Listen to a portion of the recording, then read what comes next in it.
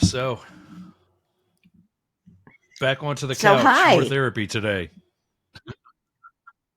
There you go. There's Yeah. so much to talk about. I know you are so overwhelmed with all kinds of things. And frankly, I've had Oh, a busy week too, in a well, variety of different 2 ways. weeks ago Yeah. or so, you guys launched your next show at the art studio.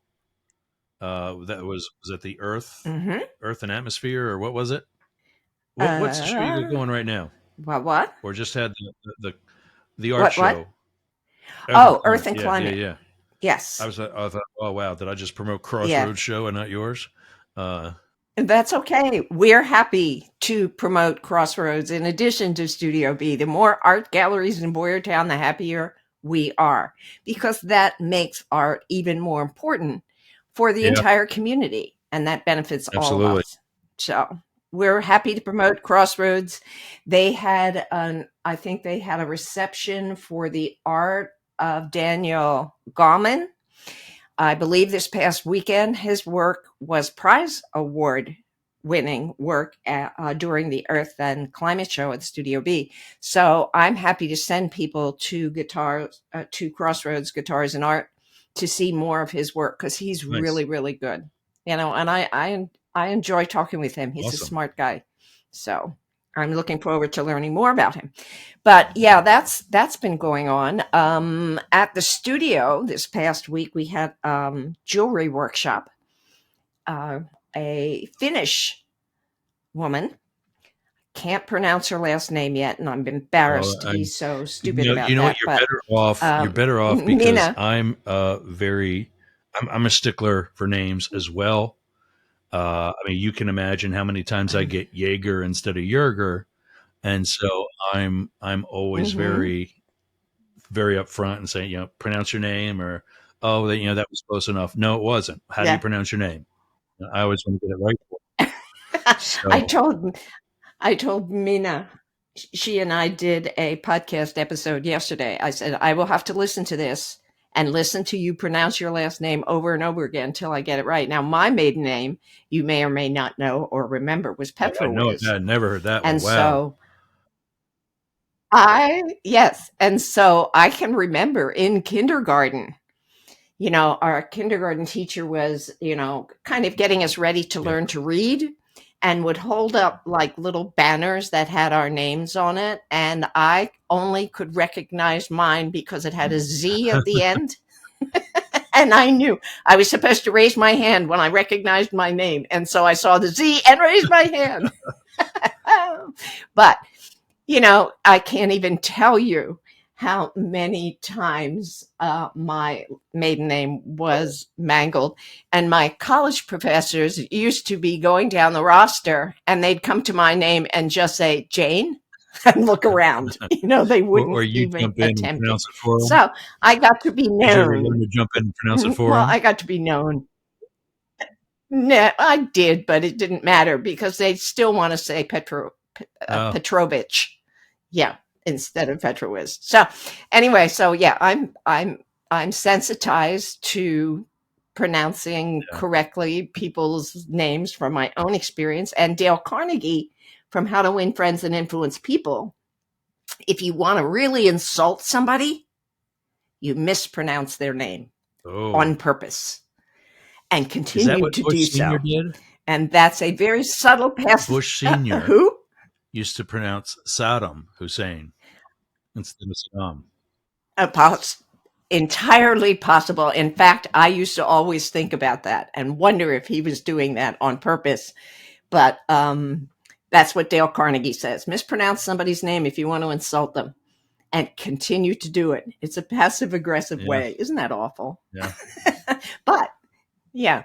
So, Dale Carnegie, while we're there, is one of the people, one of the authors whom I share with my students back in the day, in a course called, well, back in the day, back when I was in Colorado, called Practical Communications, and then in Boyertown Communications Review.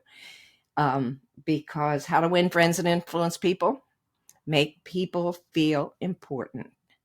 don't talk about the most important subject for people is about themselves. You don't have to be an expert on anything. Ask people about what they care about, what they know, um, what is seems to be interesting about them, and you will be known as the best conversationalist in the Yeah, world.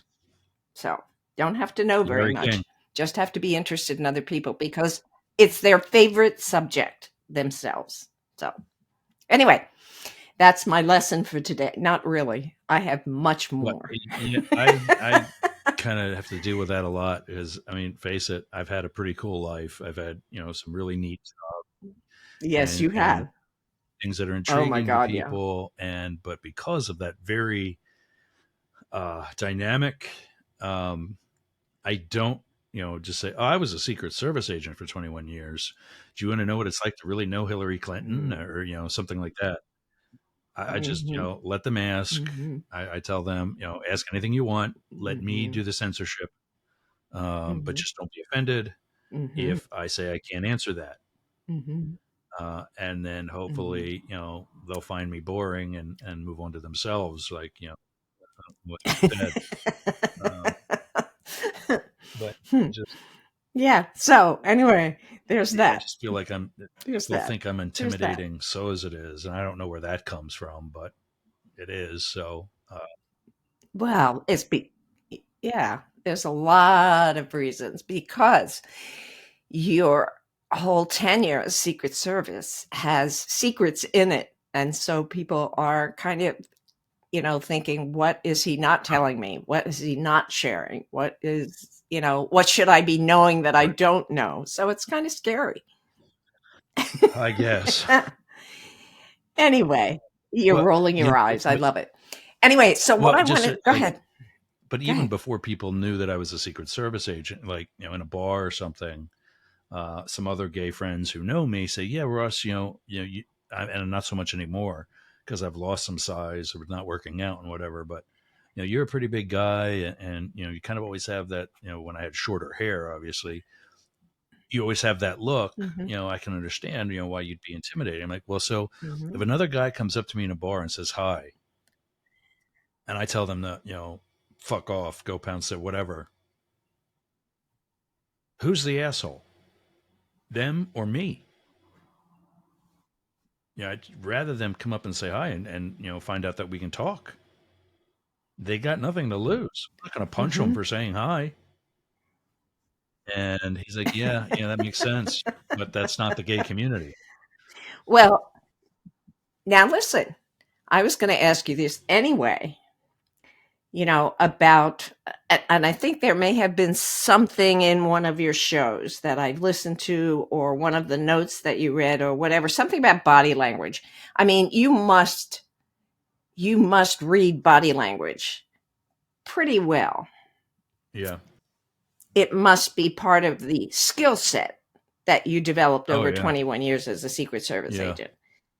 And so, therefore, you need to take a look at your own body language to see what Yeah. is intimidating Yeah. about it. Can I, I've you? the friend had told me that, rest in peace, passed away from, I think, from COVID back in like December of 2019.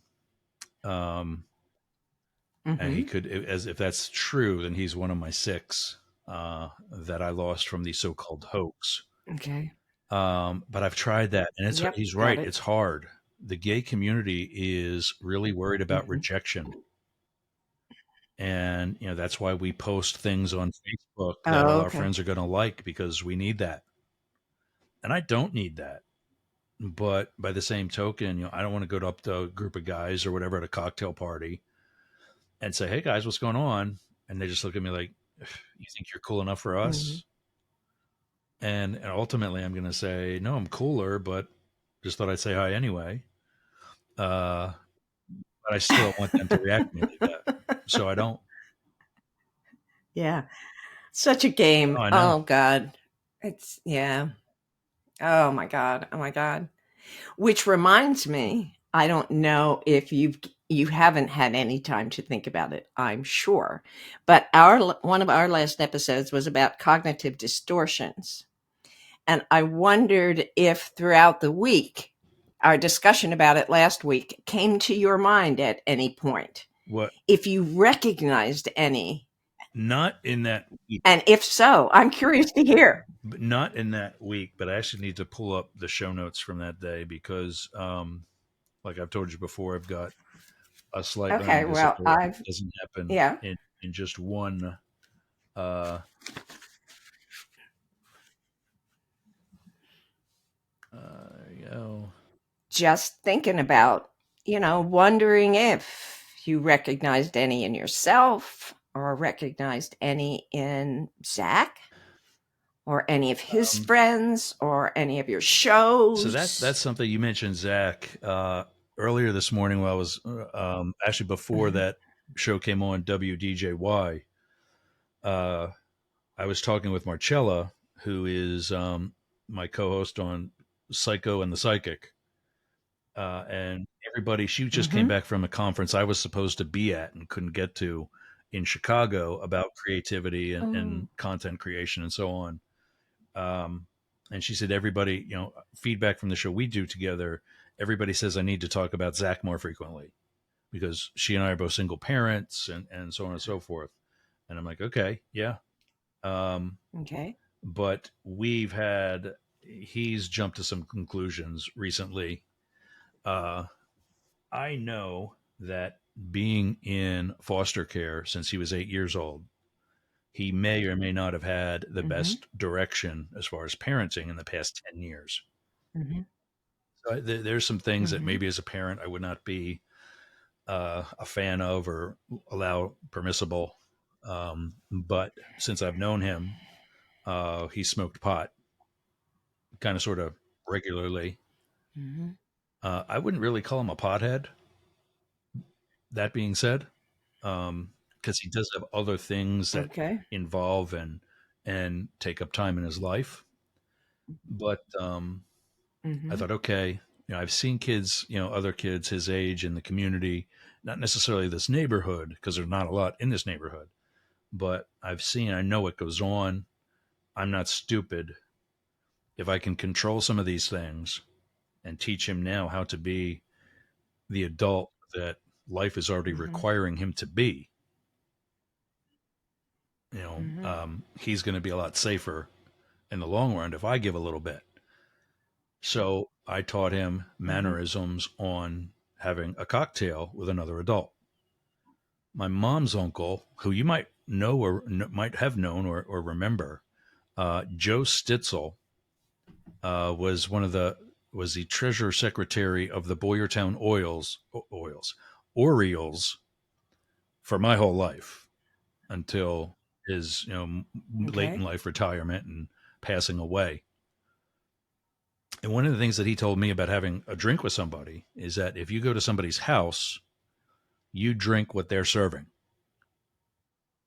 So I Mhm. remember you saying your drink was often gin. Is that right? Yeah. Yeah. Um, so if I Yep. come to visit you and Mm. Paul and you offer me a gin and tonic, I don't say, "Would you have any rum?"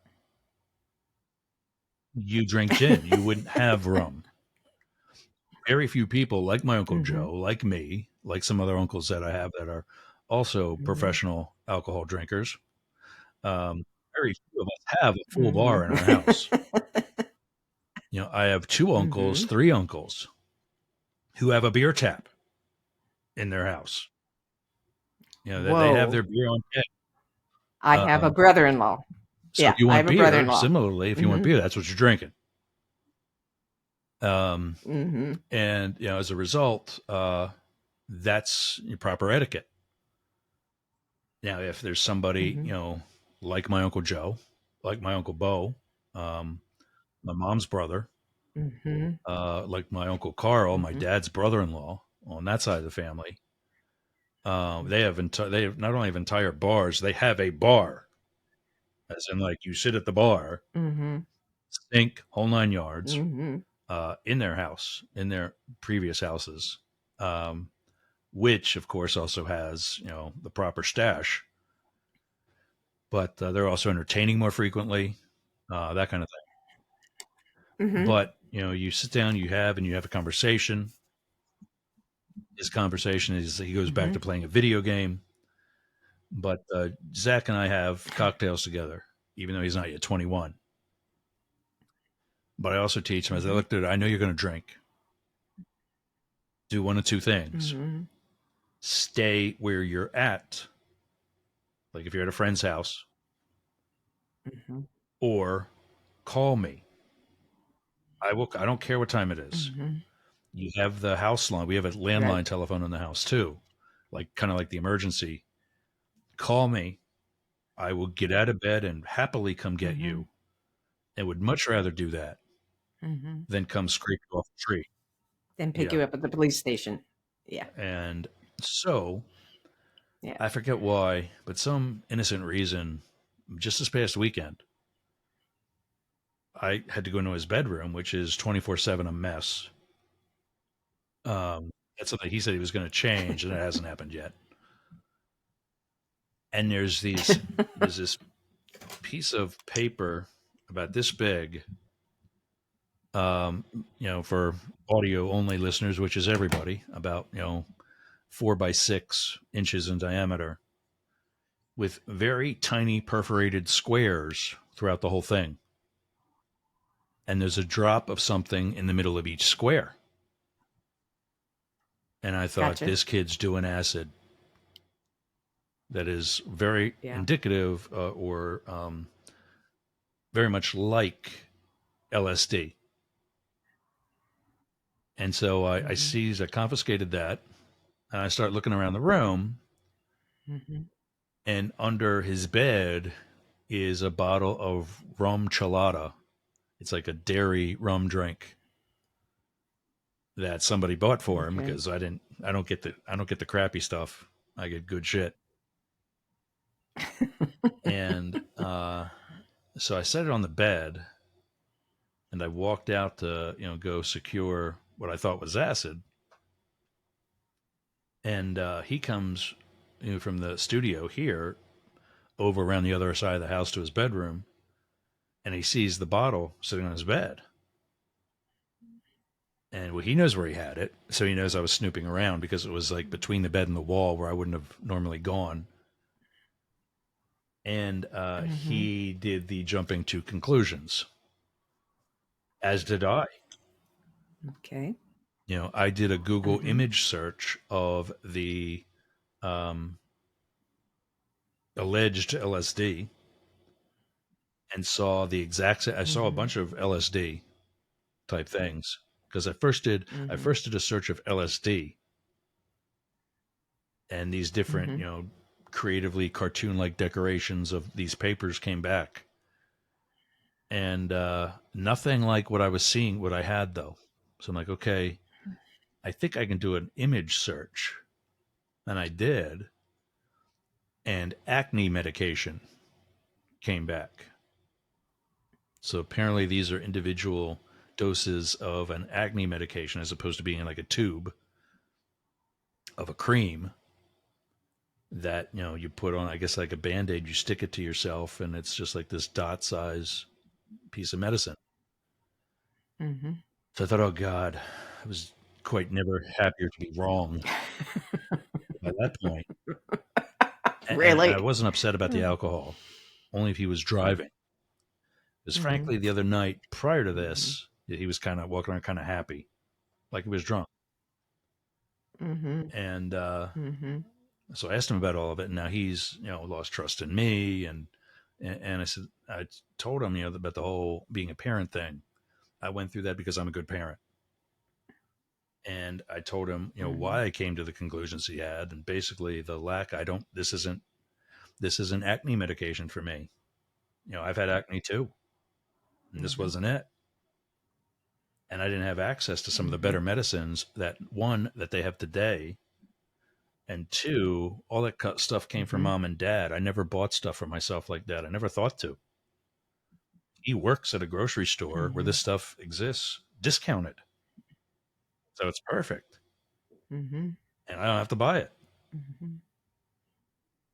So Mhm. we talked it out this time instead of letting it get blown up into almost a near physical altercation, like it's come in the past.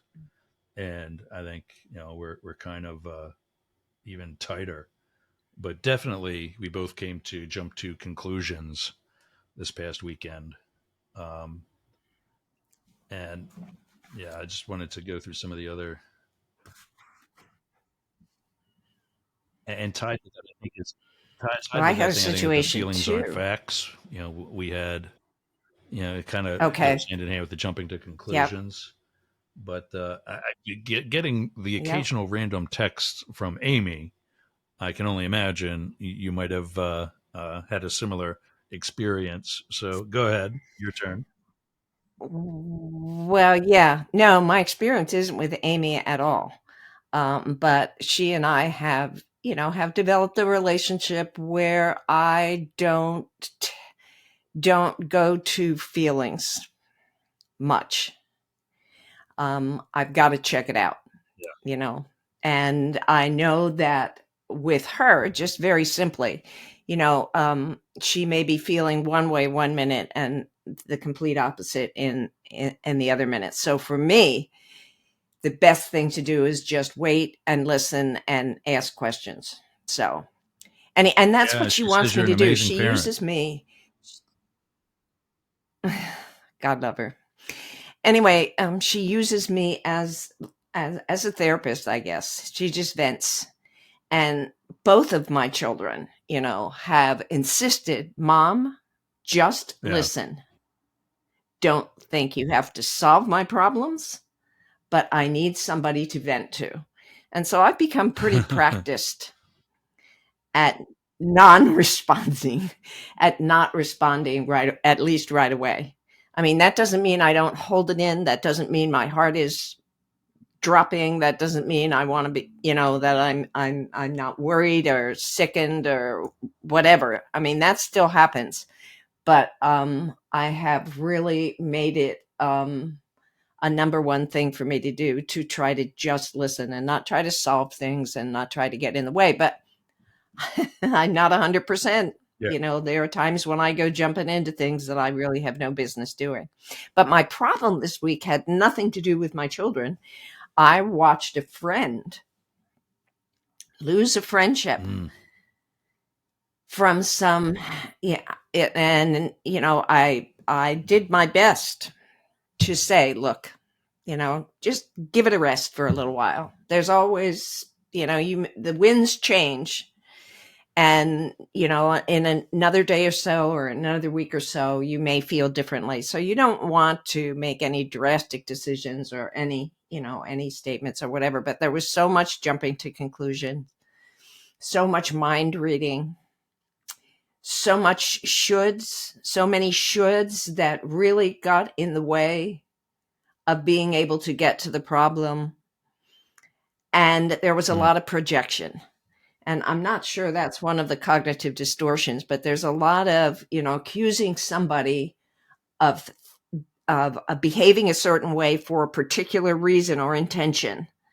And really what that has to do a lot of times is how people themselves would behave or think or feel or intend, and they put it on somebody else because that's the only way they can understand, based on their own experiences. So they assume that everybody thinks the way that they think, everybody feels the way that they feel, everybody intends in the same way. I Yeah, think I'm we've trying to. talked about this before, Projection is one of but them, a but it's lot of not. It's not cognitive called that distortions. though. Um, I You're am. looking on your Yeah. notes. I There's love all or that. nothing, where it's one or the other. Yeah. Generalization. And that's a biggie. That's a biggie. And part of what I tried to do with my friends was say, it's not this Right. or that. It may be both or neither. But sadly, neither of them were, let me just say it, were schooled in this Yeah. cognitive distortion kind of thing. Or at least one of them was not. And the other one just had to let it go because it wasn't, no, nothing good was happening. So maybe, There's hopefully, probably maybe some someday, there's always overgeneralization in hope. it too. Hopefully someday maybe they, oh, yes. Yes, name, and a lot of what's it called on our labeling and mislabeling. Yeah. You know, like my friend tried to say, I can't handle that information right now. I mean, she just had major surgery 5 months ago and is still recovering and is not ready to understand technological stuff and change her computer and change her settings. And I mean, I don't do that. And I didn't have surgery 5 months ago, right? I will tell you, I don't do that. That's not my skill set. But this other person just wasn't listening, was insisting. And so they just had to break conversation and then ultimately break their relationship, Really? which is just too bad. When you But first that was said that, only I'm part of thinking my that week. oh, somebody's getting on or off of the Trump train without somebody else's permission. But this doesn't even sound anything like that. Nope. Has Wow. nothing to do. No, nothing whatsoever. Nothing whatsoever. My one friend was just not, yeah, not ready to participate in a way the other person wanted her to. And, rather than saying, oh, okay, maybe tomorrow, maybe next week, let's just drop the subject for now or drop the problem for now. Instead, it was like an attack. And Yeah. that was unfortunate. So, anyway, so that's the cognitive distortions thing. But did you get my list of I Benjamin did. Franklin's 13 virtues? I thought that would be Yeah. fun to talk about. But I don't know where we are in terms of time. Are you We're paying at 26 attention? minutes for this one, so I think we can give like an intro and then Uh, get a little bit more involved in. yeah. So, Okay. Well, yeah, let me do an intro then. Okay. I'll do an intro and then I'll do another intro when we start the next episode. But what I suggested to Yergz last week was that there were a number of things that I used to share with my students and a number of things that helped me personally in my own self-development over decades. And I've been around for quite a few. Anyway, so I thought always in my teaching that what helped me be a better, happier, more contented, peaceful, loving, compassionate person may help other people as well, may help my students as well. And so I was never shy about sharing what I experienced and what I learned with them. And last week we did David Burns' Feeling Good, the New Mood Therapy. And that reminded me of when I was teaching American literature and teaching Benjamin Franklin, some of his Poor Richard Almanac and all that kind of stuff, and his aphorisms that he used when he was developing his newspaper. Um, anyway, Benjamin Franklin, and he's no saint, and he right. knew he was no saint. Put together, he decided he was going to become more perfect. He was going to become more perfect. And so he spent some time thinking about what would make him a more perfect person. And he came up with 13 virtues. And what he did then was try to concentrate a week at a time on one of these 13 virtues.